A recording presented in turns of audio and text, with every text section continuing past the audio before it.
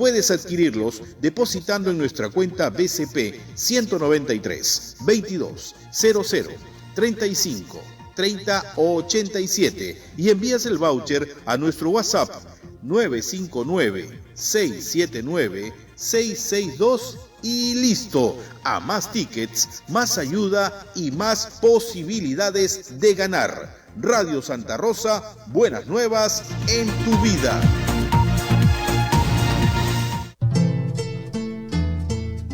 Querido público, vuelve su amiga, su artista, su novia, Amanda Portales, este sábado 28 de noviembre a las 7 de la noche, desde el Teatro Municipal de Lima, en mi primer concierto virtual por mis bodas de Esmeralda, mis 55 años, cantándole con alma, vida y corazón. Por eso, he preparado un hermoso espectáculo donde gozaremos de lo mejor de nuestra música tradicional andina. Me han de acompañar la orquesta típica Selecta Yauyos, el conjunto Selección Fiesta Andina. Tendré coros, coreografía y estaremos con selección de tunantes de los valles de Jauja, Jaucayari, Perú. Será un bello espectáculo del Perú para el mundo. Y ustedes me podrán acompañar desde su casita o desde el lugar donde se encuentren. No se olviden, sábado 28 de noviembre, 7 de la noche.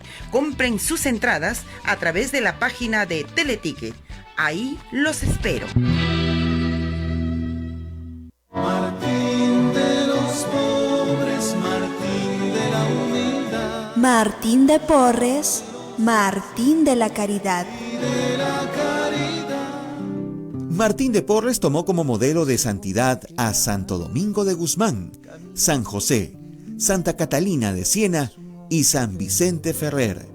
Tuvo una entrañable amistad con San Juan Macías y conoció a Santa Rosa de Lima. Su nombre es Martín, Martín. Martín de Porres, Martín de la caridad. Grabado en mi mente y en mi corazón. Radio Santa Rosa, informando y evangelizando, te lleva buenas nuevas en tu vida. La Sociedad Dominica de Medios de Comunicación, Sodomco, presenta A Pensar Más con Rosa María Palacios.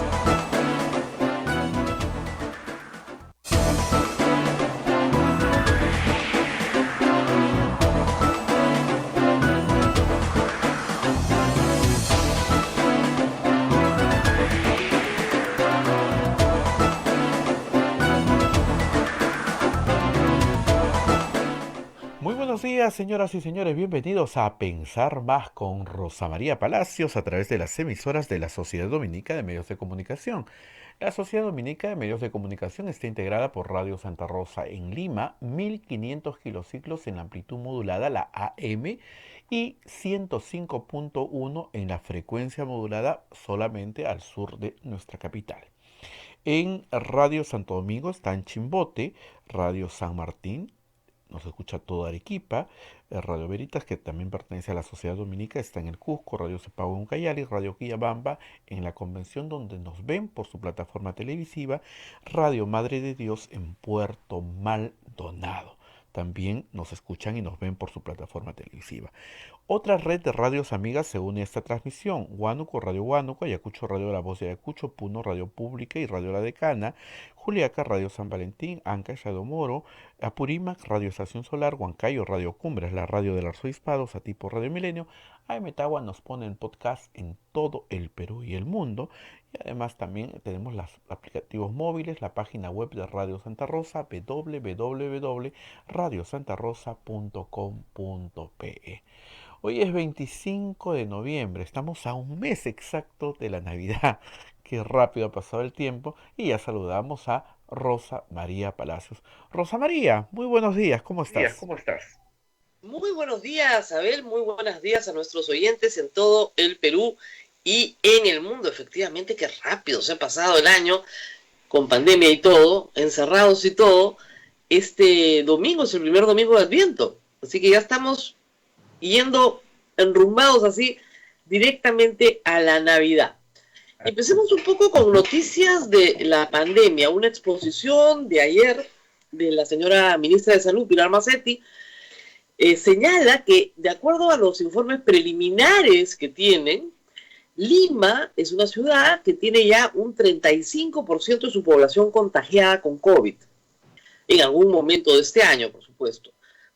Tal vez un poco más, porque no se sabe cuánto dura la inmunidad, pero del informe hecho este mes de noviembre, el 35% de Lima ya se contagió. Me parece bajo, yo estaba pensando entre 46 y 50%, es lo que dice la ministra que ha encontrado su estudio, pero que obviamente las cifras varían de ciudad en ciudad, de región en región, y que todavía no hay un informe nacional completo, pero que efectivamente nosotros lo miramos por el lado optimista y ella lo mira más por el lado pesimista, señala que falta que se contagie el otro 65%, lo cual no es necesariamente, digamos, lo que va a pasar.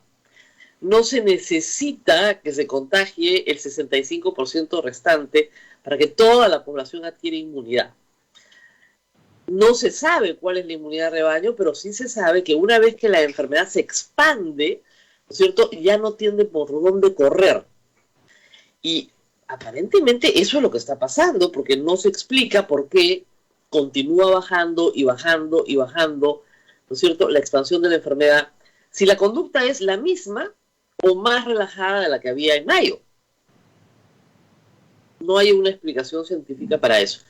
Lamentablemente la doctora Macetti creo que nunca nos ha aceptado una entrevista, ¿no? A ver, yo tengo tantas preguntas para hacerle, pero esperemos que en algún momento nos pueda aceptar alguna entrevista para preguntarle algunas cosas que no hacen mucho sentido en el sentido común, ¿no? De repente no estamos hablando de ciencia, sino es solo sentido común. Entonces, sí quisiéramos saber otras cifras. En todo caso, la última vez que se hizo un examen de prevalencia en Lima fue en julio, y ese examen daba como cifra 21 o 23% aproximadamente en Lima y Callao. De julio a noviembre ha saltado de 21 a 35%.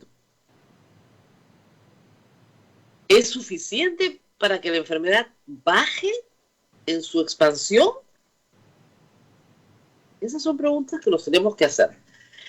Y de la vacuna hay buenas noticias. España ha anunciado que comienza a vacunar en enero, lo cual implica que ya hay vacuna disponible, sino cómo vacunar. Hay cierta controversia en la velocidad de vacunación en el Perú, porque se ha dicho que vacunar a 22 millones de personas, digamos, de enero a abril, es prácticamente imposible, pero de nuevo, no se necesita vacunar a 24 millones de personas. Se necesita vacunar a la población de riesgo, a la que está en contacto con mucha gente y que tiene además algún nivel de vulnerabilidad. Entonces, todos los mayores de 65 años o de 60 años, para empezar, que no es la población más numerosa del Perú. La población del Perú es todavía muy joven. Luego, en primer lugar, todos los médicos y todos los que vacunan, ¿no? Para ellos mismos se tienen que proteger. Todo el sector salud, que es el que está en contacto con la gente. El sector educación, que ya ayer el ministro de Educación nos dijo que lo iba a pedir. ¿Por qué? Porque efectivamente un maestro está en contacto con una cantidad importante de niños. No está en contacto con un niño, está en contacto con 30, 40, depende si dicta en varias clases, 50, 100 niños al día. Entonces sí necesitan una protección mayor. Y con esos grupos, ¿no es cierto?, estás entrando en los 2 primeros millones de vacunas, que son los urgentes en realidad. Y para nosotros, para el resto de la población, pues nos van vacunando por edades, ¿no es cierto? Entonces los mayores de 50, los mayores de 40. Hay también la teoría que también primero tienen que entrar los niños más pequeños, porque son asintomáticos y dispersan más rápidamente el virus también.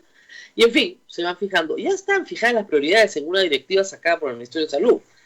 Pero sí hay que tener en cuenta esto, ¿no? Y con eso se va avanzando. Esperemos que para abril todo esto haya terminado, para abril del próximo año. Pero son buenas noticias. Las cifras siguen a la baja. en el Perú. El número de fallecidos está ahora entre los 40 al día. El número de contagios ha decrecido y sigue decreciendo en su positividad cada vez más. Hay más pruebas. Se está discutiendo mucho el uso solo de pruebas moleculares ya para diagnóstico, no pruebas rápidas. Las pruebas rápidas son para estos. Las pruebas rápidas se usan para estos estudios de cero prevalencia, para ver quiénes tienen, ¿no es cierto?, el virus en anticuerpos y así determinar por dónde pasó la enfermedad. Para eso sirven las pruebas rápidas, para hacer estos estudios de cero prevalencia. Entonces, y claro, tienen que ser buenas pruebas rápidas, ¿no? No pruebas rápidas de mala calidad, porque no te marcan nada. Entonces, son buenas pruebas rápidas que sí tienen una sensibilidad del 80%, más o menos te va a marcar, ¿no? Pero si son pruebas rápidas de una sensibilidad de 50%, 60%, no te va a marcar el anticuerpo. Entonces, sí es bueno. Y lo que sí se ha probado, y hay que insistir en eso, es que el uso de la mascarilla es muy importante, pero muy importante para no contagiar a otros y para no contagiarse uno. De verdad que sí, que es realmente todas las cosas, bueno, lavarse las manos por supuesto también, y es un hábito saludable para todas las enfermedades, no solamente para esta, pero y mantenerse distanciado por supuesto también, pero sobre todo el uso de la mascarilla. El uso de la mascarilla es lo que ha permitido que la enfermedad no avance. Miren, si ustedes ven las cifras en Estados Unidos, donde la enfermedad sí ha avanzado y está haciendo estragos nuevamente en varias ciudades, es porque el problema central es que en Estados Unidos el uso de la mascarilla no es obligatorio, es voluntario. Y se considera casi un acto político usarla. Y ese es un problema bien serio, de salud pública. Cuando las enfermedades, ¿no es cierto?, se convierten en actos políticos, la salud cae. Ese es el problema. Y en realidad no es un acto político, es un mecanismo para cuidar la salud de las personas, que además no solamente tiene efectos en uno mismo, sino en los demás. Así que la mascarilla, eso sí hay que decirlo, si usted sale a la calle, cualquier toma abierta en la calle, usted va a ver que todo el mundo está con su mascarilla, porque nadie quiere enfermarse, porque hemos tenido muchísimas muertes. Mascarilla bien puesta, que tapa tu nariz, tapa tu boca, bien presionadita contra la cara, ¿no es cierto?, para que no se escape nada, no te va a pasar nada. El uso de la mascarilla es muy importante. Parece poca cosa, pero ha sido central en el Perú. Y creo que es la reducción del contagio en estos días. Ojalá que venga pronto la ministra. La voy a llamar, Rosa María. Hay que llamarla, hay que llamar. Preguntas que hemos hecho a otros especialistas, por cierto, pero que además, digamos, la pandemia ha afectado la vida de la gente en el Perú de una forma en la que ninguna otra enfermedad la ha afectado. Ha afectado su economía, ha afectado sus relaciones sociales, ha afectado su derecho a la educación. O sea, son cosas centrales en la vida de las personas. Yo pensé que iba a afectar el derecho a la protesta. Gracias a Dios me equivoqué. Porque claro, o sea, a veces no se entiende, pero los golpistas la tenían servida, iba a tener miedo de salir a protestar. Y yo creo que eso fue en parte la razón por la que no previeron la protesta social. Pero dijeron, ¿quién va a salir? Hay toque de queda, todos se mueren de miedo de contagiarse, no va a salir nadie. Pero la gente salió, con su mascarilla bien puesta, y salió. Y además, porque diversos expertos dijeron que los estudios hechos en Estados Unidos, justamente por participación en protestas, habían determinado que esa no era la mayor forma de contagiarte, siempre que la protesta se llevara al aire libre. Y con mascarilla. Con mascarilla y al aire prácticamente no hay problema. Mañana se cumplen 2 semanas, Rosa María, de la primera protesta. 2 semanas y porque vemos las cifras no ha aumentado, ¿no? Porque generalmente a las 2 semanas ya deberíamos tener un índice, porque se calcula que han salido 3 millones de personas en todo el Perú. Entonces, ya deberíamos tener una reproducción de la enfermedad ahorita, ¿no? Entonces, sí se podía salir a protestar, pues. Sí se puede ir a la playa. ¿Se dan cuenta? O sea, hay muchas cosas que nos han prohibido durante estos meses que no tenían ningún sentido prohibirlas. Nadie se ha enfermado por usar el carro el domingo. Y los han tenido cerrados 8 meses, sin carro los domingos. Para que no vayas a ver a tu familia. Es absurdo. Tú puedes ver a tu familia al aire libre, con mascarilla. No pasa nada. Lo que no puedes estar en una vivienda sin nada, ¿no es cierto?, en condiciones de hacinamiento con una persona que está contagiada, porque todos se contagian. Y como no sabes cuál persona está contagiada, es evidente que si visitas a alguien fuera de tu casa tienes que ponerte una mascarilla, porque no sabes quién está contagiado. Y tienes que pedirle a esa persona que salgan a un espacio abierto. Entonces, ahora que viene Navidad, ¿cuál es la recomendación? Si vas a ver a tu familia, procura verla no todos juntos, todos dentro de un cuarto, ¿no? Sino por turnos, separados y en un espacio abierto, en un patio, en un jardín, en un parque. Ahí no te contagias, cada uno con su mascarilla. Entonces hay que buscar estrategias para no perder nuestra vida social, para no perder nuestros afectos, las personas que queremos, pero, claro, desarrollando algún nivel de protección. No estamos en tiempos normales todavía. Regresarán, sí, el próximo invierno, creo que va a ser un invierno muy normal, ya todos vacunados, y seguramente habrá una segunda dosis 6 meses después, por ahora. Algunos estudios señalan que el virus está mutando hacia su menor daño, menor carga viral. Ojalá que así sea, y en 2 años o en 3 simplemente el virus mute de tal manera que la humanidad conviva con él como con cualquier otro virus. Pero hay que tener paciencia, ¿no? Ha sido difícil. Bueno, quien no tiene mucha paciencia, y hay que contar esta historia porque es sabrosa, es el fiscal Vela, el fiscal coordinador del equipo especial Lavallato, el grupo de fiscales que viene investigando todos los casos de Lavallato. ¿Qué pasó? El día domingo, el periodista César Romero, a quien espero tener próximamente en el programa de La República, publica una crónica muy reveladora de un asunto que sí, pues era sospechoso, pero lo que informa es más sorprendente aún. Es extraño, ¿no?, la coincidencia de informes dominicales, ¿no es cierto?, un domingo tras otro domingo tras otro domingo, para imputar al señor expresidente Vizcarra el delito de extorsión, soborno, cohecho, como lo quieran llamar, por haber recibido dinero de 2 empresas constructoras con obra pública en Moquegua. Estas obras públicas fueron licitadas por UNOPS, ¿ok? Entonces es difícil, y la buena pro la concede UNOPS, el contrato obviamente lo firma el gobierno regional porque el contrato lo firma el Estado peruano, no UNOPS, ya lo hemos explicado. Y hemos tenido al presidente en el programa para explicar toda esta historia de la contratación pública. Muy bien. Pero es raro que esa historia sea la que se use el lunes 9 de noviembre y se use en la moción de vacancia para vacar al presidente de la República. La historia de Swing no había resultado, francamente, es como excusa pésima, ¿no? La contratación de un cantautor, porque me parece que canta pésimo, ya, y por eso vamos a vacar al presidente de la República. Llamar a los cuarteles, Merino llamando a los cuarteles. No, se les cayó porque era mala. Y la llamada de Merino a los cuarteles le dio el aura golpista que siempre ha tenido y que nunca ha dejado de tener toda la operación. Porque es el mismo golpe continuado. Fallido, pero continuado. Muy bien. En la segunda vacancia construyen desde septiembre una mejor, organización de lo imputado en el ánimo de generar escándalo. Desde el 9 de noviembre a la fecha, no ha salido nada más sobre Vizcarra. Han pasado 15 días y las pruebas por toneladas, y las imputaciones, y el caso ganado.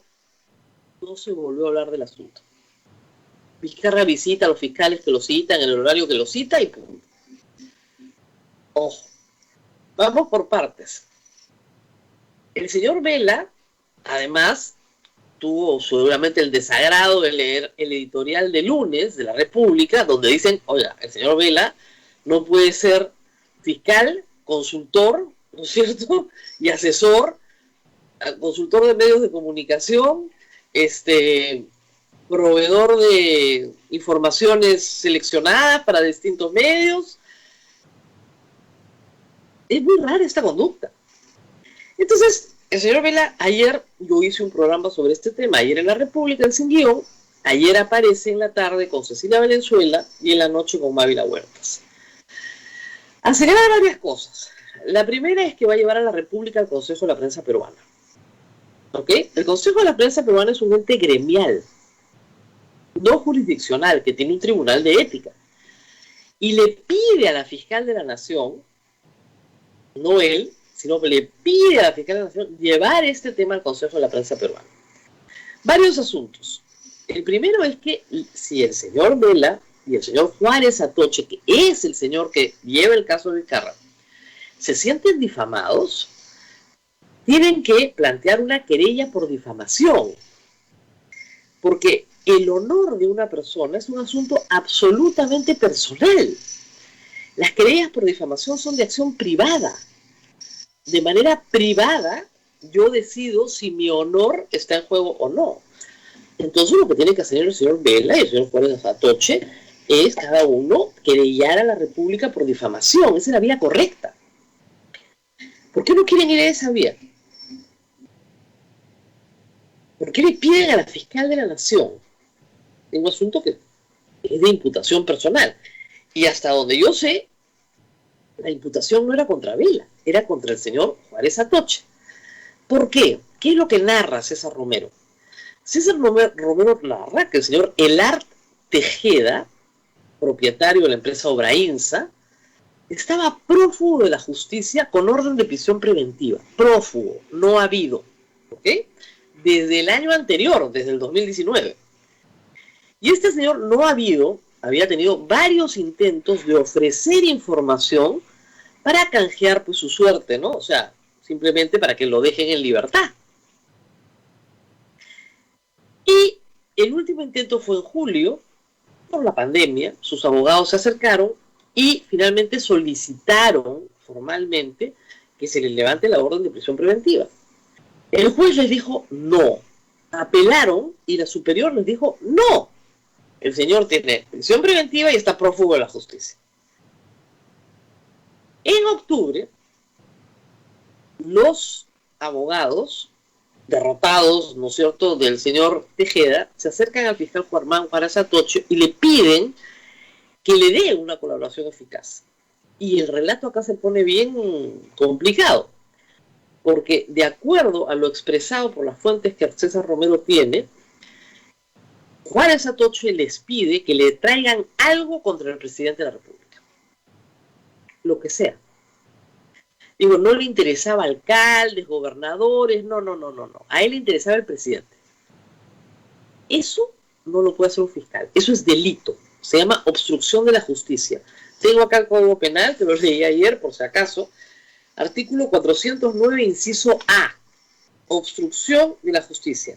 Y voy a leer solo lo que aplica, porque es un tipo con varios, ¿no es cierto?, con varias conductas previstas, ¿no? Entonces, el que mediante el uso, el que mediante el ofrecimiento o concesión de un beneficio indebido induce a que se preste un falso testimonio, será sancionado con pena privativa de la libertad no menor de 3 ni mayor de 5 años. O sea, la acusación es que Juárez Atoche ha inducido, a cambio del ofrecimiento de un beneficio, a un imputado, ¿no es cierto?, para que dé un falso testimonio.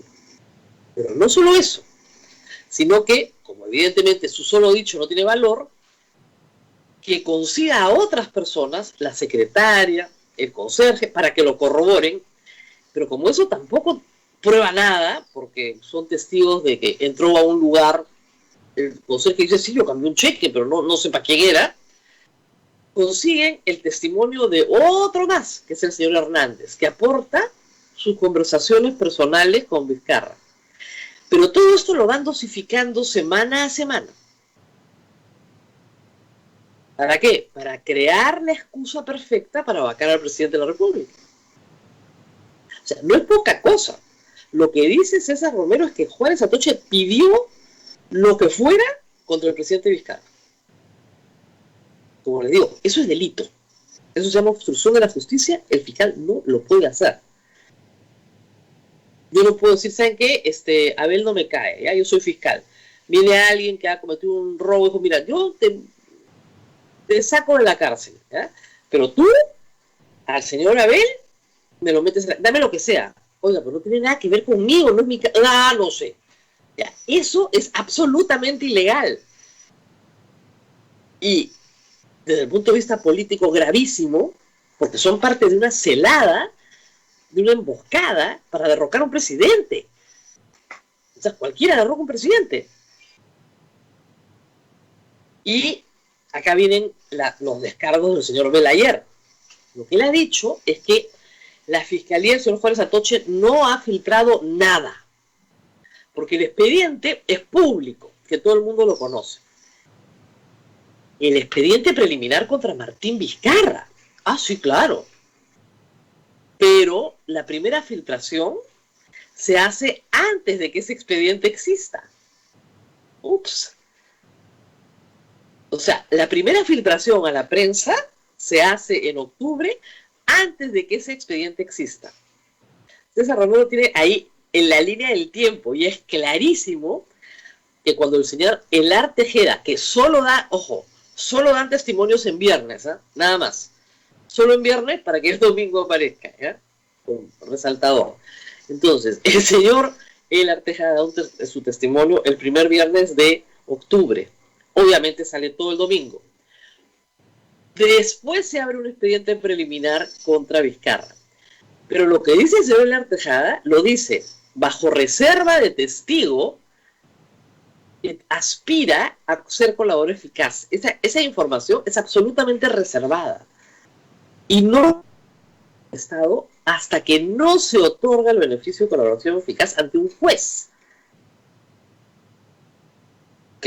Era imposible que nadie, que no fueran los abogados del señor Tejeda, el propio señor Tejeda y el fiscal, conocieran esa información. Nadie más.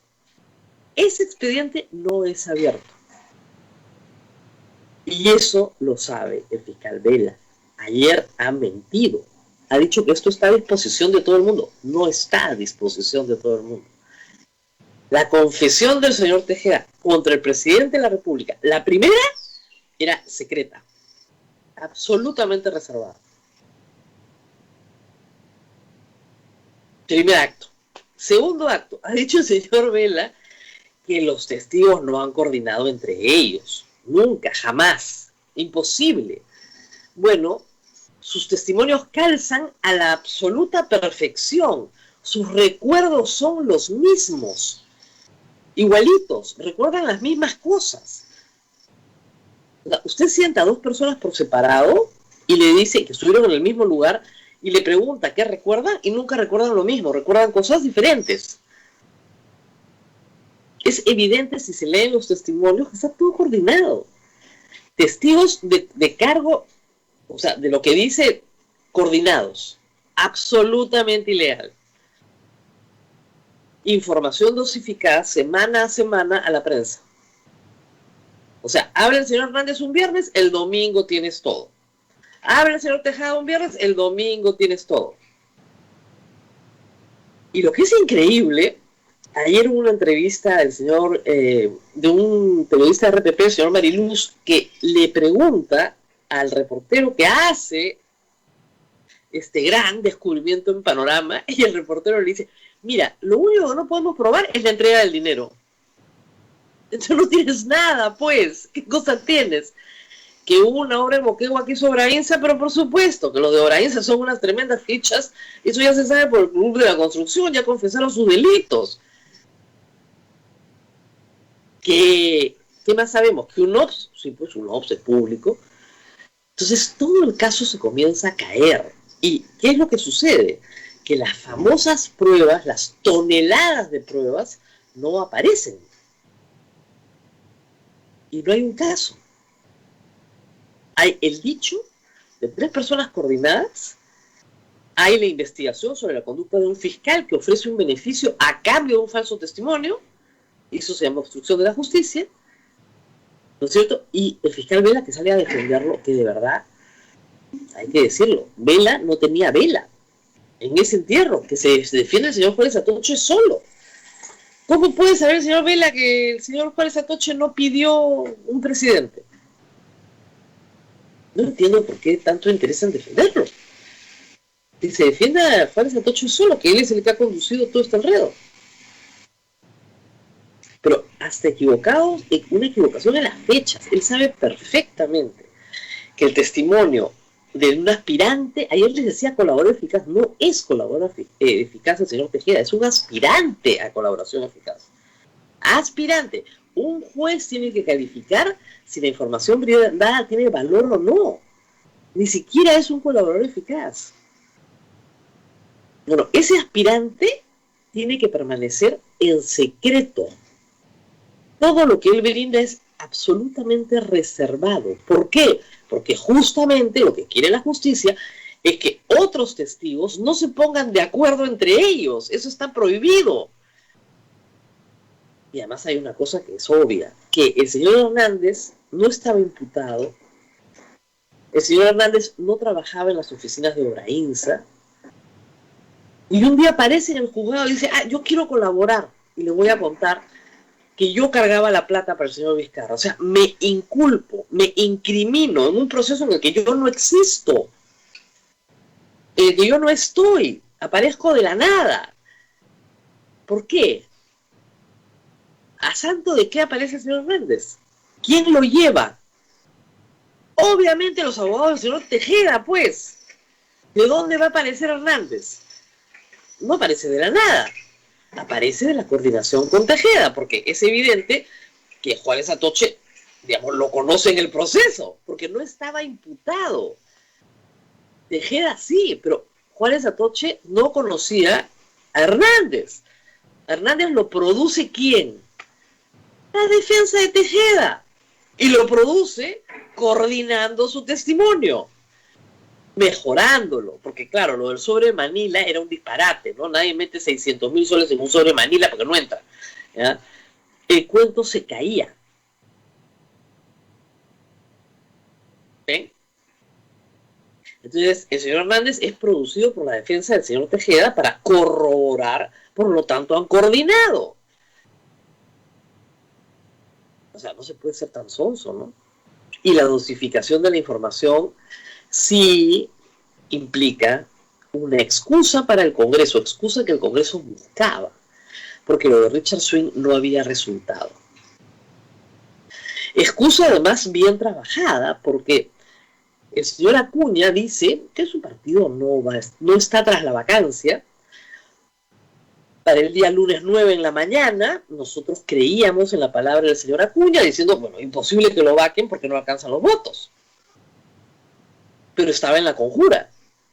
Judas estaba en la conjura y sí, por supuesto que puso los votos. Ahora sale llorando en la puerta del Palacio de Gobierno, ¿no? Diciendo cosas como, no, yo no quería la vacancia, pero mi bancada actuó con libertad. No, estaban absolutamente metidos en la colada. Pero absolutamente, los de APP estaban metidos en la colada. Con un problema además de conflicto de interés bien grave, porque el hermano del señor Vela ha sido candidato de APP a este Congreso. No digo que tenga culpa en nada de lo que ha sucedido, pero es un conflicto de interés manifiesto. Y testimonios de periodistas que señalan que se pasan horas hablando con el señor Vela. Horas. Para fijar la línea editorial de su medio. Entonces tú dices, bueno, ¿qué está pasando acá?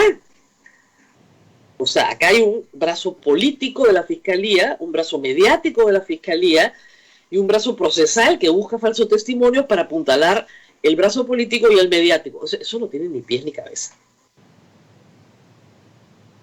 O sea, la Fiscalía no puede poner y sacar presidentes. Lamentablemente, lo siento muchísimo, yo aprecio mucho el trabajo que han hecho histórico de documentación de todo el sistema, por ejemplo, de fondos de campaña, Pero ahí no hay casos. Y además hay otro problema bien grave. Como ustedes saben, Lavallato explotó en diciembre de 2016. Si no me equivoqué, que eran 5 años. Son 4 años. 4 años por el caso explotado. O sea, ya con confesión de Odebrecht. Confesión. Toda la confesión. Toda la información sobre la mesa. ¿Cuántas condenas hay? Del equipo especial. Ninguna. 0. ¿Cuántos juicios orales hay del equipo especial? 0. Acusaciones hay 3 en control de acusación. En ese sentido, Keiko Fujimori tiene toda la razón. O sea, tú no puedes pretender disolver un partido político sin siquiera tener acusación. O sea, ¿es posible que se disuelva una persona jurídica por resolución judicial? Sí, por supuesto, es posible. Claro que es posible. Cuando culmina el proceso, cuando hay una sentencia, Keiko Fujimori y su organización política no han sido acusados. Tú no puedes solicitar que preventivamente disuelvan la institución para que no participe en un proceso electoral. Eso es gravísimo. Eso es hacer política. Eso es intervenir en procesos judiciales, derrocar presidentes, participar en el... Eso es otro juego. Entonces, si la Fiscalía decide ser actor político, entonces estamos advertidos. Estamos advertidos, esto no viene bien. Y sí creemos que la Oficina de Control Interno del Ministerio Público tiene que hacer una investigación. Y estoy seguro que César Romero puede aportar ahí muchísimo. Y si encuentra responsabilidad, por supuesto, tomar las acciones que hay, penales y administrativas. Porque acá se puede haber cometido un delito.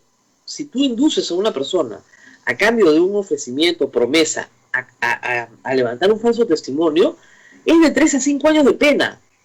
Ojo, se llama obstrucción de la justicia. Está en el Código Penal, no me lo estoy inventando. ¿Por qué creen que están tan preocupados en la Fiscalía? Porque no estamos hablando solamente del prestigio del caso, estamos hablando de una posible imputación penal contra el señor Juárez Atoche. De eso estamos hablando. No se puede inducir a nadie a dar falso testimonio contra otra persona a cambio de su libertad. Y hay algo más. Hay que revisar quién es la defensa legal del señor Tejeda.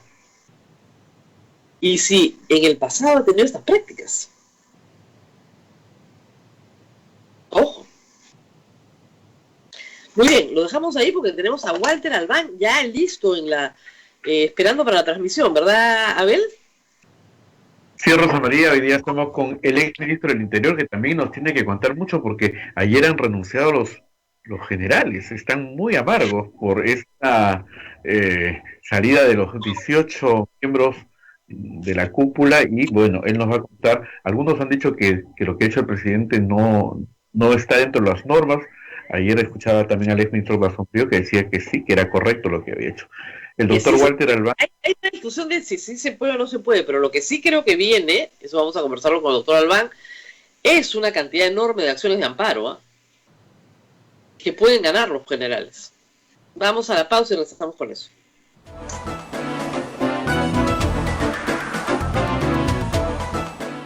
Sodomco, Sociedad Dominica de Medios de Comunicación.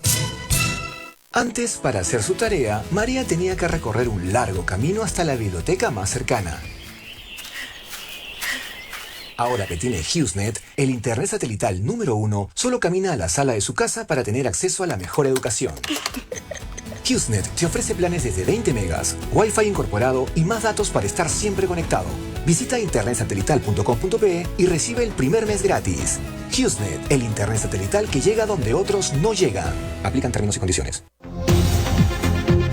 Amigos de Radio Santa Rosa, les debemos anunciar que llega lo que estabas esperando, la gran rifa virtual por el sostenimiento económico de nuestra emisora. Seguimos en nuestra gran cruzada en pro de nuestra querida Radio Santa Rosa, la primera emisora católica del Perú, anunciando que para el próximo viernes 18 de diciembre llega nuestra gran rifa virtual anual con grandes premios. Premios en efectivo y electrodomésticos a solo 5 soles el ticket. Puedes adquirirlos depositando en nuestra cuenta BCP 193 22 00 35 30 87 y envías el voucher a nuestro WhatsApp 959 679 662 y listo. A más tickets, más ayuda y más posibilidades de ganar.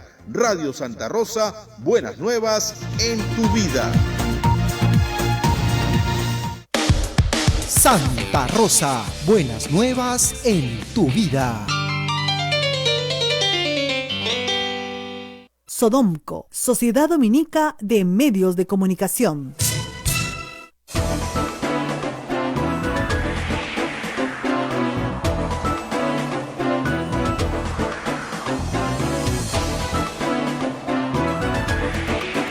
Vamos con A Pensar Más a través de las emisoras de la Sociedad Dominica de Medios de Comunicación. Estamos conectados en todo el país a través de Radio Santa Rosa, Radio Santo Domingo, Radio San Martín, Radio Veritas, Radio Cepagua, Radio Quillabamba, Radio Madre de Dios, también Radio Huánuco, Radio La Voz de Ayacucho, Radio Pública, Radio San Valentín, Radio La Decana, Radio Moro, Radio Cumbre, Radio Milenio, Radio Estación Solar, AM Tawa. Nos ponen podcast en todo el Perú y el mundo. La página web de Radio Santa Rosa, www.radiosantarosa.com.p.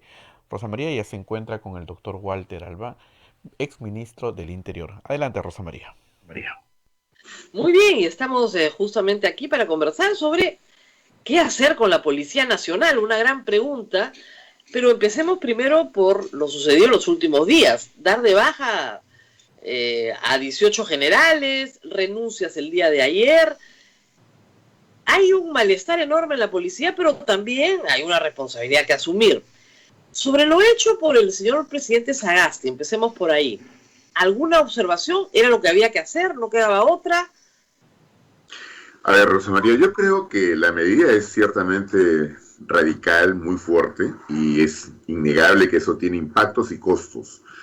Ahora, yo diría, sin embargo, que los principales responsables de que se haya tenido que ir hacia una opción como esta son los golpistas, es decir, quienes han instrumentalizado a la policía y han perpetrado a través de, por lo menos, buena parte del personal policial, los hechos que todos conocemos de una violencia inusitada, de una represión abusiva, arbitraria, y que terminó, como sabemos, con el fallecimiento de estos 2 jóvenes y también varios otros delitos contra los derechos humanos. Y esto es parte de lo que tiene que ser investigado. No puede haber impunidad, para que la gente esté clara de que no se trata de ir contra la institución policial, sino más bien de quiénes son los que tienen que responder por esto, y no son solo policías, sino también algunas autoridades que sabemos que han estado directamente involucradas en esta cadena de mando. Ahora bien, creo, sin embargo, que lo que diferencia esta situación de lo que ocurrió en el 2000 con el gobierno transitorio del presidente Paniagua es que lo propio había ocurrido, una instrumentalización de la Fuerza Armada. Y esto fue lo que llevó a que también en aquel gobierno se hiciera, digamos, una poda dentro de los mandos militares. ¿Cómo es que ahora eso no ha ocurrido? Por el comportamiento de la Fuerza Armada. Si la policía hubiera tenido una actitud también de respeto a la constitucionalidad, la ley y a la manera como regularmente ellos están preparados para poder atender los problemas de orden público, no habríamos llegado a esta situación. Yo creo que legalmente, que es como han querido cuestionar esto ayer, por lo menos en estas cartas, no hay un impedimento. Ahora, creo, sin embargo, que a futuro, en una reforma de la policía, sí sería bueno que en una institución de esta naturaleza hayan ciertos límites que puedan quedar muy precisos, pero no al extremo de como se quiere interpretar ahora, de que solo era posible elegir entre 3, yo diría 2, porque el general Lam, que en la práctica fue el comandante general de la policía, tiene pues enorme responsabilidad en todo lo que estamos conversando aquí, ¿no es cierto? Eso está fuera de toda cuestión, o sea que él no era elegible. Pero entonces no podemos asumir que todo lo que podría hacerse respecto a la responsabilidad del comando policial, ¿no? Limitaba al presidente a que tuviera que elegir necesariamente entre dos de los que estaban todavía con la calificación de tenientes generales. Yo creo que tiene que haber, ¿no es cierto?, un límite razonable, distinto, y que no ocurra como ha pasado antes, que se han hecho más bien podas mucho mayores, ¿no?, de una cantidad mucho más fuerte o mayor número de oficiales generales, y eso de alguna manera trastoca una suerte de carrera que asegura un fortalecimiento de la institución. Pero es algo que tendrá que verse más adelante. En este momento no existía ese impedimento, y creo que lo que se ha dicho es razonable, ¿no? Claro. Vamos primero a lo que pasó en estos días, ¿no es cierto? Y es raro, primera cosa, hemos visto conductas de la policía que no veíamos, pero casi desde la dictadura militar. O sea, ir a una imprenta y cerrarla, desnudar mujeres en la comisaría o en la Dirincri, esas no son, acribillar a manifestantes hasta causarles la muerte. ¿Por qué esto que se suponía ya no era una práctica policial? Varios ministros habían invertido en capacitación, mejoramiento de formación, cursos de derechos humanos. La pregunta es, ¿qué pasó con todo eso? O sea, se había invertido en eso, para que esto no vuelva a pasar. ¿Qué estaba tan tapadito ahí que a la primera que había poder, mujeres desnudas, raneando? ¿Qué pasó? Bueno, yo creo que hay una cultura institucional que no es fácil de erradicar, ¿no? Es verdad que se han hecho muchos esfuerzos, incluso con la Cruz Roja se trabajó una directiva y un reglamento de cómo deberían actuar las fuerzas de la policía cuando se trataba de guardar el orden público, cuando se trataba de controlar que pudieran haber desmanes en manifestaciones, en fin, pero siempre bajo un protocolo que hacía compatible su actuación con la Constitución, con los derechos que también están en los pactos internacionales y con prácticas policiales que son usuales en países democráticos. Todo esto efectivamente es algo que ha ido avanzando, pero no es que haya desaparecido lo otro. De manera que si hay la posibilidad de que en una institución jerárquicamente organizada, con una línea de mando, alguien ordena y dice, ahora hay que hacer, y más aún, cuando se había aprobado, recordemos, por el mismo Congreso hoy, en marzo de este año, esta ley que eximía de responsabilidad penal bajo fórmulas tan genéricas y tan poco claras que prácticamente les estaban diciendo, si ustedes reciben la orden y actúan, no van a sufrir ninguna consecuencia. Y recordemos que en esta oportunidad, en diferentes lugares se ha visto cómo la policía acompañaba a los marchantes, a los que protestaban, pero no tomaba ninguna represalia. Esto ha tenido que producirse en algunos lugares, y sobre todo en Lima y en el centro de Lima, y por eso es que está claro de que aquí han intervenido otros, ¿no? Y uno de los primeros que va a tener que responder es este comandante, mejor dicho, el que asumió la comandancia general, Lam, y el propio presidente Merino en esos 5 días, porque despachaban directamente. Claro, ese es uno de los problemas que hay que destacar. Cuando Merino toma el poder, llama al ministro Gentile, y el ministro Gentile dice, señor presidente, mi renuncia está publicada en El Peruano esta mañana. Eso está documentado en IDL Reportero claramente. Pero Gentile es un testigo de cargo de la Fiscalía. ¿Por qué? Porque Merino le llega a dar órdenes, le llega a decir que quiere represión de los manifestantes, uso de la fuerza por parte del Estado. Y él desaparece. Pero no había nombrado ministro hasta el día jueves. Entonces, el día martes y el día miércoles y el día jueves, el señor Lam fue de facto ministro del Interior. Asumió la función de facto de ministro del Interior, lo cual también es absolutamente ilegal. Pero no solamente eso, sino que organizó una represión que se prolonga ya con Rodríguez jueves, viernes y sobre todo el sábado. ¿Sí? Entonces, esa es más o menos la composición de los hechos. Entonces, es evidente que tiene responsabilidad Merino, ante los Flores Araos, Rodríguez. Pero a ellos no alcanza el presidente de la República, solo alcanza de Lampa abajo.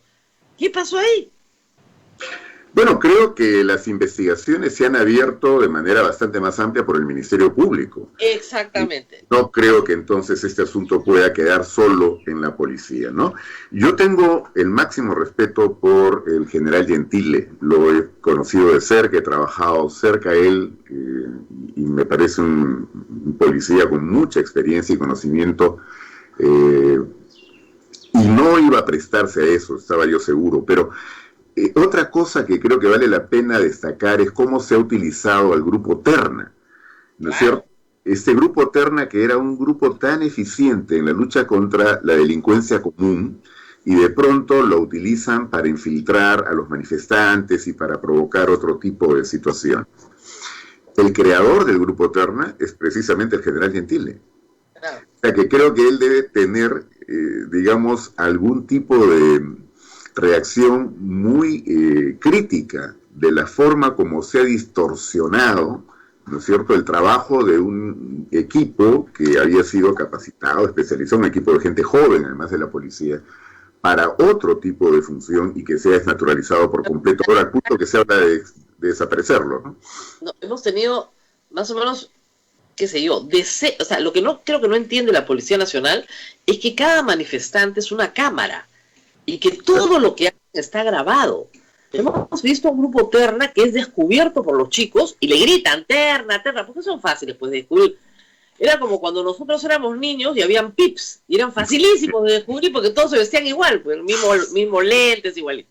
Ya. Estos también, las zapatillas de suela blanca, la misma cosa. Pero lo que es interesante de esto es que el Terna se siente tan empoderado que se aleja en la toma y le saca el arma y la dispara. Entonces, en pleno centro de Lima, absolutamente empoderado a disparar el arma como si estos muchachos fueran raqueteros, ¿no? Claro, el hombre está entrenado para perseguir raqueteros, no para perseguir jóvenes universitarios que protestan contra el poder político. Pero hay una cantidad de material importantísimo que ubica a todos estos ternas, claro, disfrazaditos, ¿no? Pero son ternas, pues. Y lo que decían los chicos, además, es que se metían y les hablaban. Sí, quemar el gobierno, maldito Merino, no, vamos a romper el banco. Y los instigaban a cometer delitos. O sea, es gravísimo. Además del secuestro, ¿no? Además del secuestro de un chico que señala que son los ternas los que se lo llevaron. Pero que todavía que es un caso de violación de personas desaparecidas, es un caso de violación de derechos humanos grave. Entonces, ¿qué pasó con Terna? ¿Usted cree que deberían desaparecer? ¿Quién los comandó? ¿Quién les dio las órdenes? No, yo creo que en cualquier policía se requiere, sobre todo en tiempos como estos, cuerpos especializados de investigación criminal. Lo que resulta inaceptable, intolerable y repudiable es que utilicen a estos equipos, en este caso el Terna, especializado precisamente en camuflarse dentro de bandas criminales. Entonces, y quieran que ese conocimiento, esa capacitación la apliquen para más bien tratar de incidir en movilizaciones sociales perfectamente legítimas, como en este caso de protesta, y desnaturalizarlas. Ahora, yo tengo alguna experiencia, no solo desde el Ministerio del Interior, sino desde la Defensoría del Pueblo, que cada vez que se ha querido llevar adelante un operativo policial con gran riesgo de que hubiera violencia, etcétera, cuando las órdenes eran claras, nunca hubo un problema. Nunca hubo un problema. Recuerdo, por ejemplo, el desalojo de lo que era el mercado mayorista cerca al Ministerio de Economía y Finanzas, lo que fue el Ministerio de Economía y Finanzas y ahora está pues la Fiscalía. Bueno, ese operativo se iba a realizar en una oportunidad y no se realizó porque la inteligencia de la policía dijo no, hay armas, hay niños, se va, y la defensoría que estaba ahí supervisando esto, tuvimos que ponernos de acuerdo con la policía porque nos dijeron, si intervenimos acá van a haber muertos, ¿no? En consecuencia, el alcalde en ese momento, Andrade, que se había comprometido a producir ese desalojo, quiso que sus propios policías municipales, o sea, los serenazgos, entraran. Bueno, finalmente aceptó que esto se pospusiera, pero la Defensoría se comprometió a continuar las gestiones con la policía para llevar adelante un operativo que no tuviera ningún resultado que lamentar. Bueno, efectivamente, una semana después, se hizo un operativo a las 3 de la mañana donde no hubo un solo herido, no hubo nada, y se desalojó. Lo propio ocurrió cuando hubo que desalojar la parada. Claro. Ya eso durante mi gestión. Porque claro, allí quien tenía voz cantante era la municipalidad, en ese momento a cargo de Susana Villarán, y cuando se nos pidió que hiciéramos el desalojo, bueno, habían problemas legales, habían problemas, o sea, la policía no podía ir a desalojar.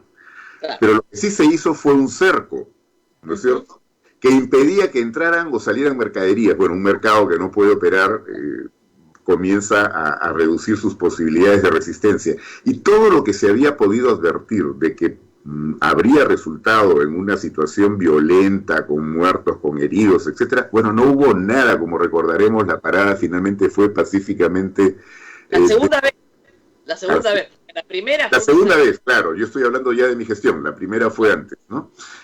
Pero precisamente como ejemplo de lo que no debería ocurrir, se planificó adecuadamente. Y recuerdo también una huelga de los mineros ilegales, donde, por ejemplo, el señor Urresti decía que no iba a pasar nada porque todo estaba controlado, porque en realidad los 4 dirigentes que habían ahí, madre de Dios, no tenían ningún tipo de eco. Y bueno, todo esto resultó totalmente distinto. A los pocos días teníamos toda la Panamericana tomada, ¿no? Claro.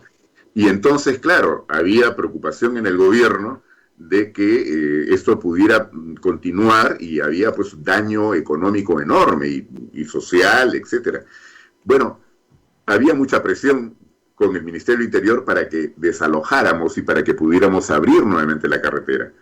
Obviamente dijimos en ese momento el director general, no se llamaba comandante general en ese momento, Flores Goicochea, un excelente oficial de la policía, y se discutió con un equipo de generales, ¿no es cierto?, un operativo que fue impecable. O sea, se recuperó la carretera y no hubo ningún muerto, ningún herido, por lo menos de lesión grave o lo que fuere. Fue un operativo limpio.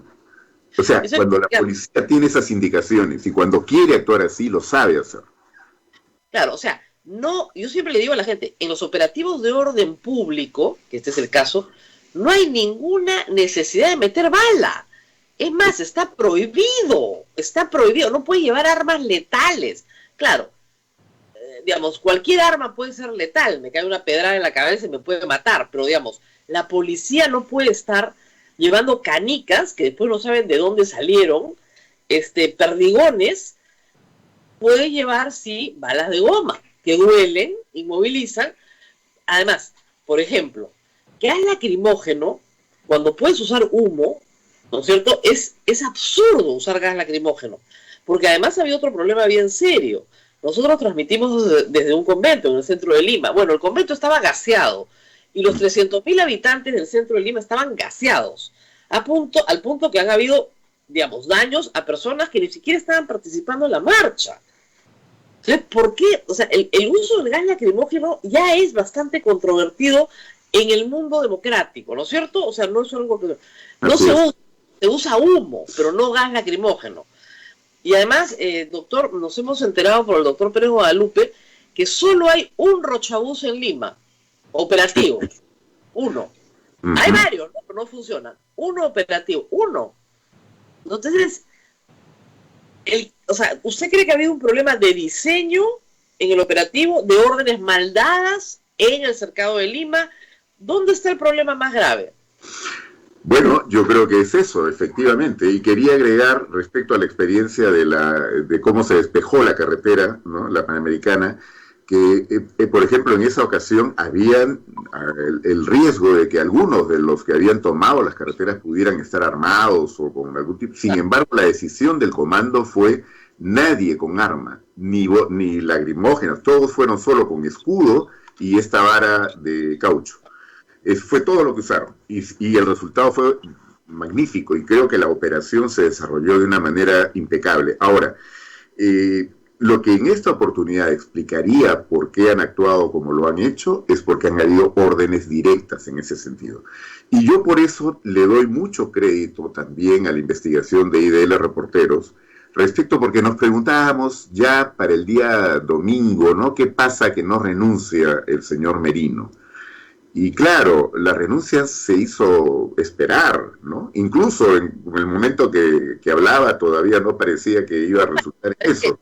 Que le ¿no? metió la renuncia ahí al paso, sí. Claro, pero luego da esta versión de Reporteros de que había el intento de comprometer a las Fuerzas Armadas para que más bien también se sumaran a la represión y para que pudiera declararse un estado, o sea, para un toque de queda de 24 horas durante los días que fueran necesarios y comenzar más bien también a detener a todo aquel que pudiera haber hecho oposición. Bueno, esto resulta totalmente verosímil porque efectivamente corresponde a la actitud que la policía tomó a quien ordenó directamente Merino y a través del comandante general en funciones que era Lam, y lo otro es cómo el ejército, perdón, la Fuerza Armada en general, se opusieron, tanto así que no asistieron a la convocatoria que les hacen a Palacio, y luego sacan este comunicado donde claramente hacen ver que ellos no van a reprimir ni entrar o prestarse, digamos, a ese tipo de indicaciones, ¿no? Entonces creo que ahí está claro de dónde viene todo. Ahora, es de una ceguera absoluta de los golpistas, porque tendrían que haber capturado al 91% del país. O sea, que no hay cárcel donde meterlos a todos, ¿no? Pero sí, claro, iban a ver, o sea, era evidente que todos los que estábamos actuando, por lo menos desde redes sociales, éramos objetivos, ¿no? Me queda clarísimo. Felizmente no me llevaron unos días a la prefectura, yo hubiera estado encantada de estar con mucha gente simpática, pero no sucedió.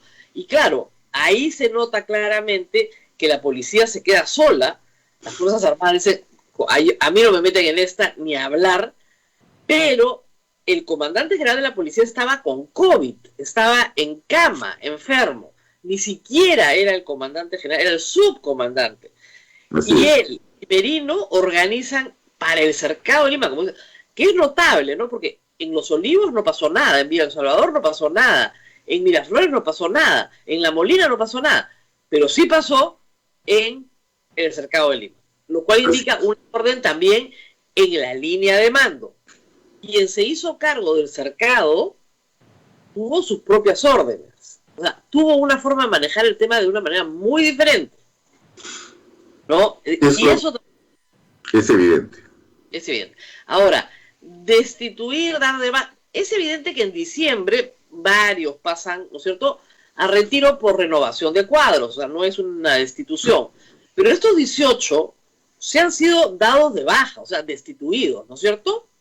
Claro, porque la norma lo que establece es eso, es decir, si a quien se designa como nuevo comandante general, ya en este caso, es un oficial general, pero no es un teniente general, entonces la norma dice, a ese oficial se le eleva el rango a teniente general, y si hay oficiales generales con mayor antigüedad, todos pasan al retiro.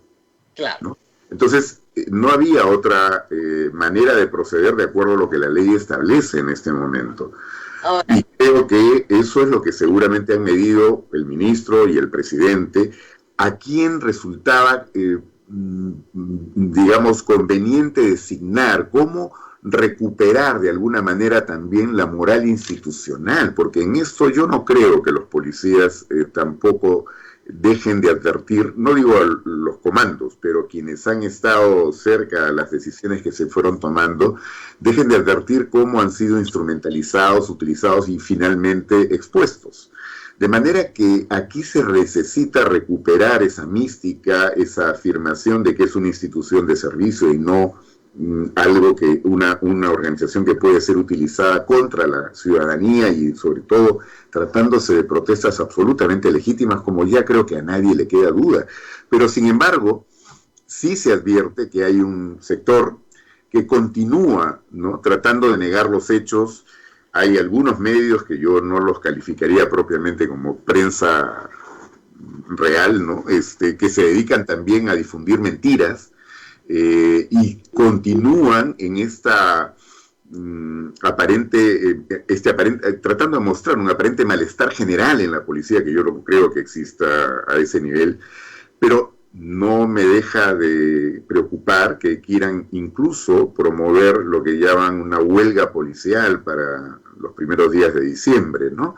Eso lo han utilizado en distintos momentos gente que está detrás y que son los que han instrumentalizado a la policía, pero claro, hay muchas razones por las cuales hay descontento en la policía. El descuido de esta institución durante décadas ha significado pues un problema de un deterioro en todo orden de cosas, ¿no?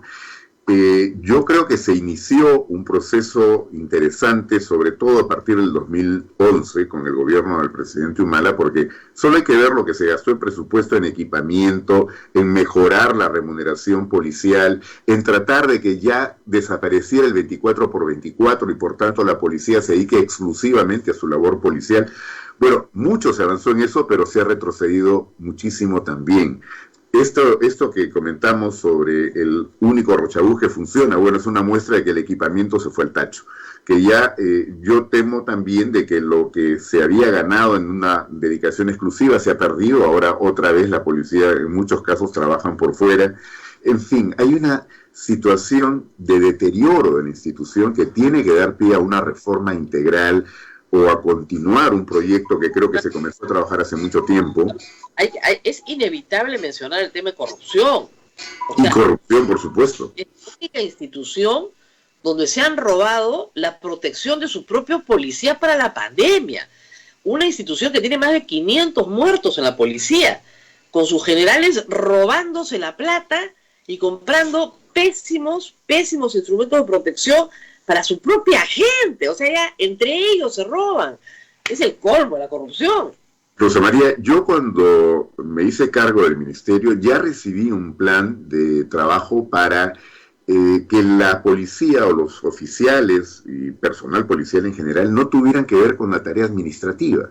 Era más bien la idea de recurrir a servicios, ¿no?, administrativos de profesionales en el tema, porque eso era casi como una invitación a que pudieran producirse estos problemas de corrupción. Ellos deberían estar totalmente dedicados a la función policial y el aparato administrativo proveerles, ¿no es cierto?, de todo el equipamiento, de las condiciones necesarias para que hagan bien su trabajo. Pero las resistencias eran enormes, porque hay pues unas mafias enormes, hay una corrupción enorme dentro de la policía. Yo siempre lo sostuve y lo mantengo, porque creo que eso no ha variado y lo que hemos podido apreciar. Ahora, al lado de eso, hay oficiales impecables, íntegros, pero que ven esto con desazón, como que no tienen el poder, la posibilidad de transformar esa realidad. Se necesita que haya una alianza cívico-policial con la policía buena, digamos, para limpiar esta institución de tantos otros que deberían estar fuera, pero que como todavía crean condiciones que permiten esa corrupción, pues están interesados en continuar. Y bueno, eso en corrupción. Y en temas de delincuencia, no ha sido, creo, una cuestión excepcional encontrar que cuando cae una banda, de pronto encontramos que también hay personal policial vinculado a la banda, ¿no es cierto? Entonces, esto para mí tiene mucho que ver con el hecho de que no tenga una dedicación exclusiva. Por eso es tan importante que se tomen medidas de fondo, ¿no? La población no confía en la policía, y no le digo si eres mujer. O sea, pregúntele a usted, cualquier mujer, si confía en entrar a una comisaría. Entras aterrada, porque son capaces de cualquier cosa. Entonces, es muy seria el poco afecto que tiene la población a la policía. Quiero señalar lo siguiente, Rosa María, a propósito de esto. No solo las mujeres. Yo he recibido testimonios de gente que tenía miedo de ir a denunciar el robo de una moto o el robo de un auto, porque luego recibían llamadas de gente que les decía, ya sé que te has ido a quejar, etcétera, y decían, esto solo lo podían saber en la propia comisaría, en la propia policía. Una de las primeras cuestiones que me impactaron cuando asumí el cargo es que era una práctica regular en cualquier policía del mundo que el personal policial no puede permanecer en el mismo lugar durante demasiado tiempo. Eso genera condiciones que favorecen problemas de corrupción. Entonces teníamos un plan para la zona norte, porque era donde había más delincuencia en ese momento, y nos encontramos con que el personal policial tenía años de estar allí y no había cómo moverlos. Entonces, lo que planteé fue un programa para hacer traslados, ¿no? Y me dijeron, señor ministro, mire, no se agote por gusto, porque ya se hizo en el pasado ese traslado, y lo que ocurrió fue que hubieron amparos, y el Poder Judicial ordenó que todos volvieran. En consecuencia, hubo el gasto de trasladar al personal que estaba ahí, a los que tuvieron que ir en su lugar, y luego a todos para que pudieran volver y cumplir los mandatos judiciales. O sea, acá tiene que haber claridad de las responsabilidades que le toca a cada quien. Y en el tema policial, en gran medida, el Poder Judicial tiene enorme responsabilidad y deberían asumirla. Claro, y eso también quería decir, porque yo creo que de estos 18 generales, un número significativo va a poner una acción de amparo. Y la va a ganar. Y la va a ganar. O sea, discúlpeme, pero eso es lo que va a pasar. Por eso se van tranquilos. Hacen un poco de bulla, amenazan, qué sé yo, pero van al Poder Judicial y el Poder Judicial... Bueno, varios de ellos entiendo que efectivamente han vuelto por mandato judicial, porque habían sido separados antes, ¿no? Entonces... Claro, están separando a los que ya estaban separados, ojo. Bueno, yo tenía un plan de también depuración en la policía, ¿no es cierto? Pero tenía este problema con el Poder Judicial, y por eso habíamos tomado como referencia lo que hizo Colombia en su momento, que fue un plan de depuración, pero concertado entre todos los poderes del Estado, ¿no es cierto? O sea, había un compromiso, de manera que la separación que se produjo, que no era necesariamente porque hubieran cometido delito o falta grave, sino porque había maneras de establecer qué personal no calificaba para continuar dentro de la institución. Y entonces, en base a ese compromiso, el Poder Judicial, la propia Corte Constitucional, como se llama ya, no alentaron ningún retorno de la gente que fue separada de la institución. Aquí en el Perú no tenemos esa posibilidad. Entonces, volvemos al problema porque permanentemente retorna esta gente que, por razones serían sustentables, salen. Muchos mejores contactos en el Poder Judicial que nadie. O sea, la policía está muy bien contactada en el Poder Judicial, porque trabaja con el Poder Judicial. Rosa María, uno de los temas que más me preocupaba cuando veía el problema del 24x24 era de que había personal policial que cobraba nada a fin de mes. ¿Por qué? Porque le descontaban por diferentes razones. Hay mafias, por ejemplo, que cuando se produce el velorio de un pariente o de un oficial dentro de esta oficina que tiene la policía para estos efectos y en las instalaciones donde se hace esto, van y les ofrecen inmediatamente préstamos a sola firma. ¿Quiénes son los dueños de esas empresas? También policías. Ah, claro. ¿No? Entonces, es un agiotismo que está perfectamente informado de la situación de cada policía, etcétera. A sola firma, con garantía en la planilla. Entonces, en la planilla les descontaban, digamos, por alimentos, por las deudas y todo, y al final, cuando uno veía su boleta, 50 centavos era lo que recibía el policía ahí, entonces no podía vivir de la policía, por eso tenía que trabajar en otra cosa. Ahora, como sabemos, la Constitución y la ley ponen límites, y dicen que eso no se puede hacer, entonces yo llamé al jefe del personal, recursos humanos, etcétera, que me dé cuenta de por qué era que estaban yendo contra la Constitución, contra la ley, etcétera. Y me dijo, mira, hay una simple razón, ministro. Cuando hemos querido poner ese límite, aparecen mandatos judiciales, ¿no? Y nos dicen que tenemos que proceder a ese embargo, a esa retención, ¿no? Y cuando hemos dicho, no, pero esto no se puede, bueno, el mandato es judicial, si usted no cumple, desacato, y por tanto también lo demandamos a usted, etcétera, etcétera. Entonces yo no puedo, pues me dice, dejar de descontar, tenemos, porque todos son mandatos judiciales, que el Poder Judicial nos deje de presionar en esto, o sea, es todo bueno, y no hablemos de la gente que trabaja para empresas de seguridad, que en algunos casos por lo menos habría que poner en cuestión, ¿no es cierto? ¿Por qué López Meneses tenía la cantidad de policía con la que se descubrió que estaba protegido y que causó gran escándalo, que fue precisamente la razón por la que renunció mi predecesor, que era en ese momento el doctor Pedraza? Porque la institución policial, ni el ministro, y probablemente ni el comandante de la policía o director general sabían de esta disponibilidad que tenía López Meneses de este personal policial. ¿Por qué? Porque como tienen cantidad, él tiene varias empresas, ¿no? Pero por supuesto con otros no figura él, ¿no? Está utilizando siempre a otras personas. Pero entonces, estas empresas brindan servicios de seguridad y contratan policía. Y ofrecen servicios de policía, pero eso puede servir o para proteger un inmueble o para invadir un terreno. Claro. Todo efecto, ¿no? Y esto está inundado en la policía. Nunca hemos podido llegar a saber cuánta gente. Yo en algún momento propuse en el Consejo de Ministros que pudiéramos, por ejemplo, contra una de estas empresas, que era la más conocida y donde públicamente ya se habían conocido varios hechos que demostraban que era una empresa utilizada para cometer delitos, además de brindar seguridad, y todo con policía y policía en actividad, ¿no es cierto? Entonces yo pedí que se aplique por primera vez en el Perú una ley, la ley de sociedades, que dice que el Poder Ejecutivo puede, por acuerdo del Consejo de Ministros, disolver una persona jurídica que atenta contra el orden público.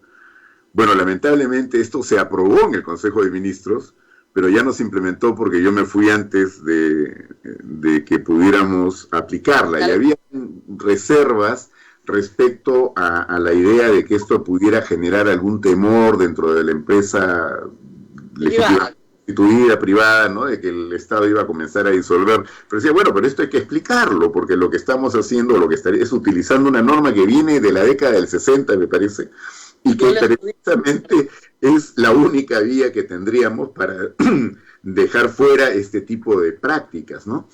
Bueno, pero a lo que quería llegar con esto es el nivel de corrupción no solo es monumental, sino que se ha enraizado, se ha extendido, prácticamente asfixia a la institución.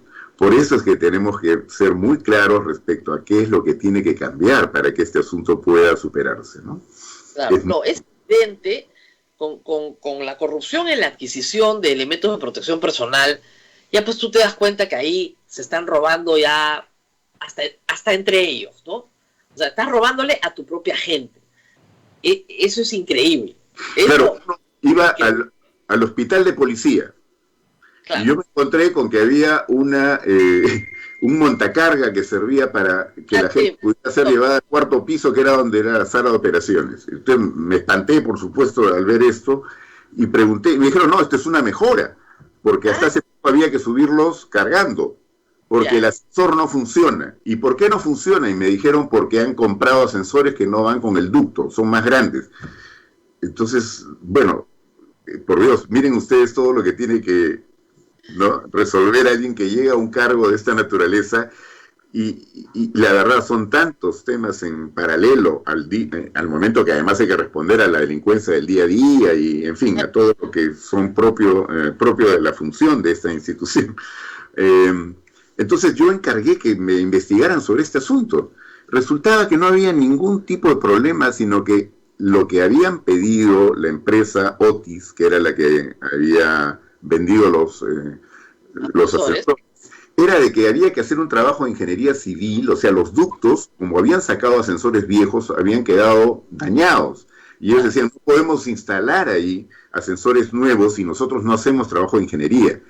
El problema era de que las grandes empresas, digamos, COSAPI, Graña y Montero, etcétera, etcétera, no les interesaba ese trabajo porque era pues una cosa menor que le sumaba. Yo por eso decía, responsabilidad social de las empresas debería ser hasta de repente atender estas cosas, porque en el momento que hicimos el concurso para que alguien, pero eso sí nos dijeron los de Otis, si no es un buen trabajo no vamos a poder instalar nada, o sea, no podíamos arriesgar.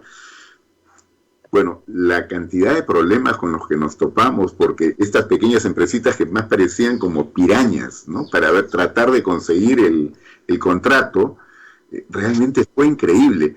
Finalmente se pudieron instalar los ascensores, pero solo para la parte interna. No teníamos todavía resuelto el problema del montacargas. Claro. Vino un programa de televisión, sacaron el problema. Ahora, cómo es que eso se produjo en ese momento, porque estábamos haciendo los cambios para que la administración de todo lo que tenía que ver con el tema hospitalario, las medicinas desaparecían, las máquinas se malograban y había que tercerizar, y resulta que los servicios de salud los prestaban también clínicas, ¿no? Y farmacias que pertenecían a este personal de la policía, que bueno, eran asimilados porque la mayor parte eran médicos, ¿no es cierto? Entonces era todo un negociado. Cuando comenzamos a meter mano a eso, salió el video de que qué barbaridad, ¿no es cierto? Y el ministro, etcétera. En fin, están acostumbrados a eso. Cada vez que algún ministro comienza a tomar medidas, entonces le arman una cosa como esta, cae el ministro y todo sigue como estaba antes, ¿no? Entonces, ¿ah? Y sí, ya no sé cómo habrán resuelto el tema, pero lo cierto es que todo lo que habíamos avanzado... Otro reportaje de televisión, eso tengo lo que hacer. Todo lo que habíamos avanzado en que dejaran los policías este manejo administrativo y que entraran más bien equipos de profesionales y expertos en salud y de otras carreras, bueno, se retrocedió totalmente, después entiendo que volvieron a controlar estas cosas directamente. En fin, por eso digo, tiene que haber un plan muy completo, muy integral, que recoja estas experiencias, que de alguna manera promueva un cambio progresivo, pero en una misma dirección, y que garantice que no importa quién sea el que esté al frente del ministerio, esto continúe, no puedan haber retrocesos tan grandes, ¿no? Bueno, doctor Albán, nos tenemos que ir despidiendo. Gracias por esta visión panorámica y además hacer recuerdo de algunas experiencias que dan cuenta de que la tarea es imposible. Bueno, no imposible, pero casi, y que en 8 meses no se pueden esperar grandes cambios. No, pero yo quiero destacar 2 cosas. Creo que el crear una comisión de bases es la oportunidad para hacer la sistematización de la que hablo y dejar una propuesta clara para quien venga en el gobierno. Y creo que hay algunas medidas inmediatas, como por ejemplo esto de que recurran a servir con gerentes públicos para la tarea administrativa, que me parece muy bien. Creo que eso es algo que se había retrocedido y se está recuperando ahora, ¿no? Así es, muy bien. A ver, José María. Sí, ¿hay alguna pregunta del público? Tenemos 2 preguntitas, creo que importantes, que se ha repetido. Doctor, ¿cree que el grupo Terna se debe desactivar? Yo creo que hay que investigar a fondo todo esto y ver efectivamente qué pasó con el grupo Terna. Si es que las cosas han llegado a un punto en que ya no es confiable el equipo tal como está en este momento constituido, pues entonces habría que ver una alternativa. Lo que no creo es que una policía que tiene que luchar contra la criminalidad en todos los frentes pueda prescindir del tipo de tarea que realizaba el grupo Terna. Creo que si todavía estamos a tiempo de recuperar eso y volverlo por el cauce regular, entonces no podríamos pensar en desaparecerlo, sino más bien reencauzarlo y evitar que a futuro esto pueda ser manipulado nuevamente, ¿no? Muy bien. Y en cuanto a la formación de los policías, ¿usted cree que todo esto se da porque la formación de los policías es deficiente? ¿Hay que mejorar el proceso de admisión y de formación de la Policía Nacional? Yo creo que tiene que ver con el problema, sí. Ahora, quisiera una invitación posterior, Rosa María, ¿no? Porque ahí hay todo un tema sobre formación policial. Y creo que habría que explicar varias cosas que ahora no habría tiempo de hacer. Pero que es parte del problema, no me cabe duda. Perfecto. Muy bien, Gracias. a ver. Bueno, gracias a Walter Albán por estar con nosotros. Con cargo invitarlo nuevamente para hablar de formación policial. Todo un tema gigantesco, además. Muchísimas gracias por haber estado con nosotros. Gracias, Rosa María. Muy buenos días. Buenos días. Y Abel, antes de despedirme, sí, anotar un asunto que preocupa. Ayer, información del MEF me indicaba que hay, de nuevo, razones para estar preocupados por el Congreso de la República. No paran. ¿Qué cosa quieren hacer ahora? A ver, durante el interregno parlamentario, el Poder Ejecutivo dictó un decreto de urgencia, que tiene rango de ley, para regular la negociación colectiva en el Estado. La negociación colectiva en el Estado ha sido fuente de inmensa corrupción. Porque claro, en una empresa privada, el representante del propietario, ¿no es cierto?, tiene un interés muy distinto del de los trabajadores. Entonces negocian para mejorar sus condiciones laborales, remuneraciones, etc. Pero los intereses son contrapuestos, ¿no es cierto? Unos quieren ganar más, otros quieren pagar menos, hay una contraposición. Pero en la negociación colectiva en el Estado, el titular del pliego, que puede negociar con los sindicatos correspondientes, normalmente no tiene un interés distinto al de los trabajadores. Él también es un empleado del Estado. Entonces se ponen de acuerdo, pactan beneficios que son absolutamente irregulares.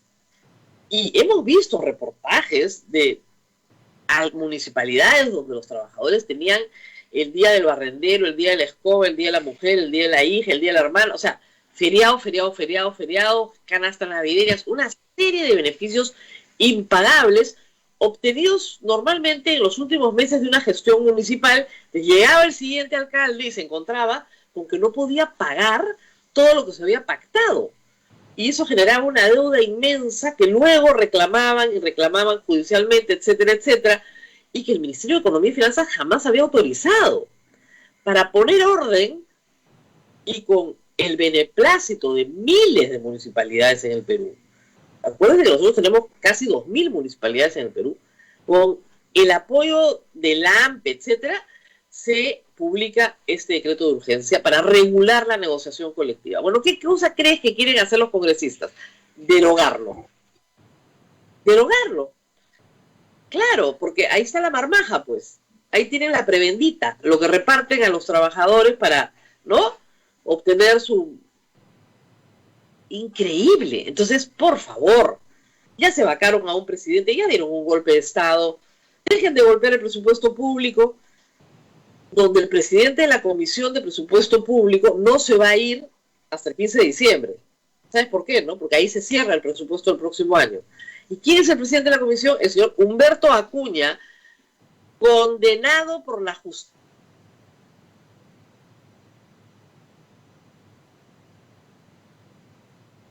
Se congeló, me dice la imagen. Estaba hablando justamente del señor Humberto Acuña, quien preside esta comisión y que es condenado por la justicia. No sé si podemos recuperar a Rosa María, la recuperamos en este momento. Es importante lo que nos estaba diciendo respecto, hoy día se va a evaluar en el Congreso de la República justamente el tema del presupuesto. Me imagino que mañana tenemos más información y pasado mañana estaremos evaluando aquí en Radio Santa Rosa con algún ex ministro de Economía el tema del presupuesto de la República, que es muy importante conocer y saber para ver cómo se usa la plata de todos los peruanos. Y los congresistas, pues, un poco más de responsabilidad en este tema. Lamentablemente, bueno, si preside la Comisión de Presupuesto el señor Humberto Acuña, bueno, tenemos serios problemas. ¿Hemos recuperado a Rosa María? Sí. Algo pasó, vamos a ver si podemos recuperar.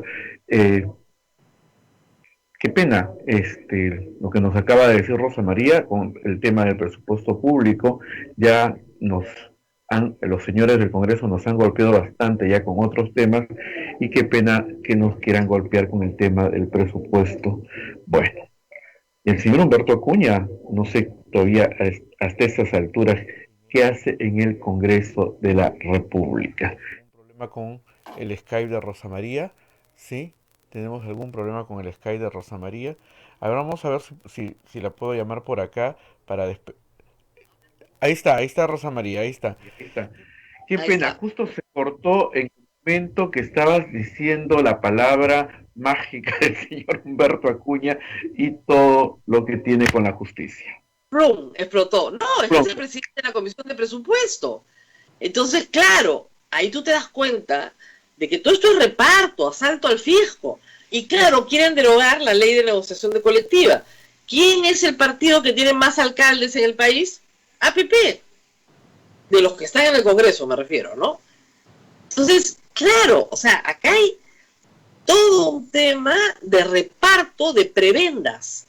Y la negociación colectiva en el Estado se ha utilizado para eso, no se ha utilizado para mejorar la condición de los trabajadores de una manera legítima y justa, sino para el reparto del Estado, de los bienes del Estado, como si fueran un botín. Que, de nuevo, al titular del PRIO, en el fondo, no le importa porque no es su empresa, no es su propiedad, es la del Estado. Entonces, bueno, le aumento el sueldo a todos, ¿no? Les doy días feriados. Como no puede jugar mucho con los sueldos, hay que decirlo, porque ahí sí tienes topes, entonces juegan con los feriados, los viáticos, las canastas navideñas, es decir, con todo lo que puedan para que se reciban estas prebendas. Gravísimo, damos la voz de alerta, me avisaron ayer del MEF que esto estaba pasando, así que los aviso a todos, y que además la mayoría de los alcaldes no están de acuerdo con la derogatoria, porque son ellos los paganos de lo que les deja el alcalde anterior. ¿Ok? Y esto es para todo nivel, no solamente en gobiernos descentralizados, sino a nivel nacional, pero es el mismo problema.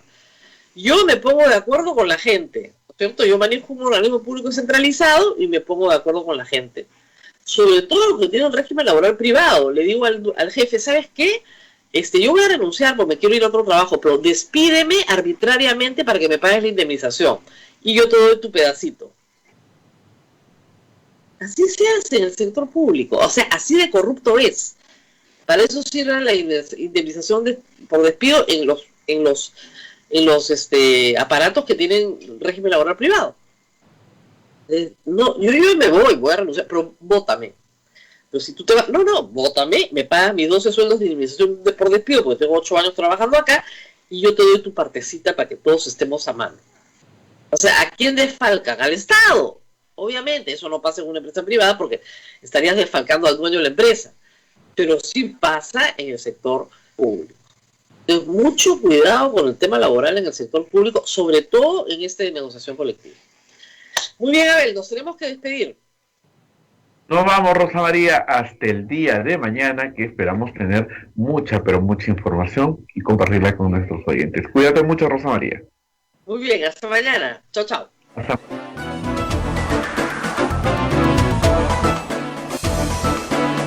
Hasta aquí, A Pensar Más con Rosa María Palacios. Este programa fue producido por la Sociedad Dominica de Medios de Comunicación, Sodomco.